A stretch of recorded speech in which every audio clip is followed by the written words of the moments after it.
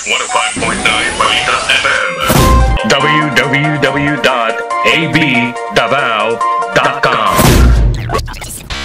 Layo namin mula sa isa't isa yung sa ibang grupo, more or less 2 kilometers.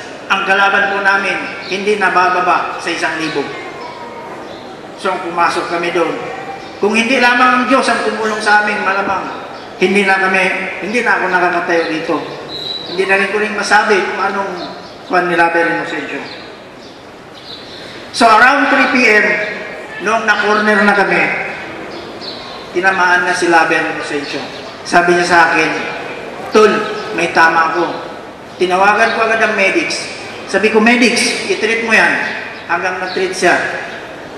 Sa tapang at sa dedication niya sa trabaho, talagang lumaban siya, gumapang pa siya. Sabi ko, isip mo yung kwan mo, hanap kang makan. At lumaban siya. Hanggang sa around mga 3:45, yung ubusin na kami, akala nila patay na kami. Sabi ko, wag na kayong magingay. Kasi wala na to. Walang iwanan na. Kailangan natin labanan na. Yung magazine namin, andyan na sa harapan namin, tinanggal na namin sa pouch. So nung nakita ko yung second burst na naman ng kalaban, nakita ko tamaan na naman yung classmate ko si Laber sa hita. Tinitreat na naman yung kanya, yung sugat niya.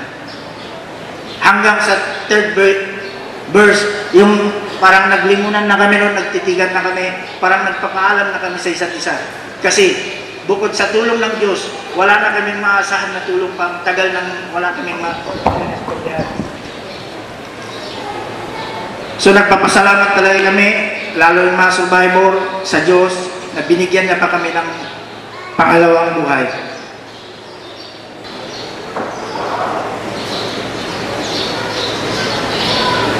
So ito si Laber Inocencio, we salute you, my brother Inocencio, sa pag-neutralize